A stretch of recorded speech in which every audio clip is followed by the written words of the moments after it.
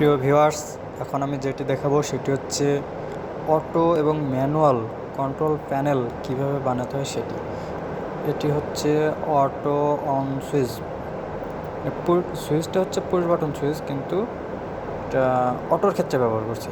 এই দেখুন, auto switch on করলাম, দেখেন এটি কন্ট্যাক্ট ধরছে এবং অটো পাওয়ার সাপ্লাই হচ্ছে। এই যে দেখুন, এটি ধরছে, কিন্তু এটাও ধরছে। এখন দেখেন এটা ধরবে, হ্যাঁ, এটিও কন্ট্যাক্ট ধরছে। এখন যদি ফাংশনের কোনো ক্ষেত্রে কেউ ট্রিপ করে, তাহলে দেখেন, যদি ট্রিপ করে সেই ক্ষেত্রে ওই লোডটি কিন্তু অফ হয়ে যাবে। দেখুন, এটি এক কথা আমি হুটার হিসেবে ব্যবহার করছি। হুটারটি কিন্তু এখন বাজতেছে। এখন হুটারটি রিসেট দেবো আমরা। এই দেখুন, হুটার রিসেট দিলাম, আলো অফ হয়ে গেছে।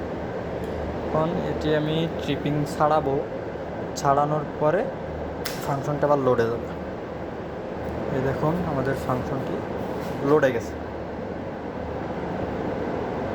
এখন অটো অফ করলাম, দেন আমি ম্যানুয়াল যে সুইচটি, দেখুন ম্যানুয়াল অন করলাম। এখন লোডগুলো আমি সব ম্যানুয়াল চালাবো। সেক্ষেত্রে দেখুন, প্রথমে একটা অন করলাম, দেখুন অফ অন, অফ অন। দেখুন আরেকটি, সেটি হচ্ছে অন অফ, অন অফ। ম্যানুয়ালের ক্ষেত্রেও যদি কোনো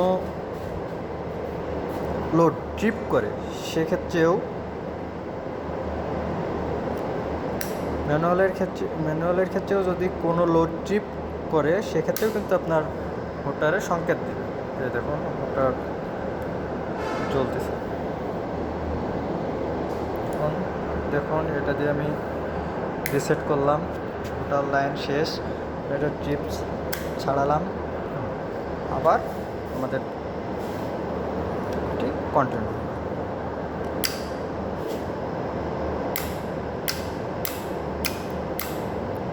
এটি হচ্ছে অটো এবং ম্যানুয়াল কন্ট্রোল বোর্ড বানানোর সিস্টেম। আর এখানে দেখতেছেন কাটিং প্লাস, এটি pen, ball pen, nose pliers, star driver, clip on meter, flat driver. এটি হচ্ছে এমসি, এটিও এমসি, এটিও এসি টাইমার, এটাও এসি টাইমার। তো এগুলো পুশ বাটন সুইচ দুইটা। এটা হচ্ছে এমসিবি, এটা হচ্ছে এমপিসিবি, এই দুইটা হচ্ছে ইন্ডিকেটর। আর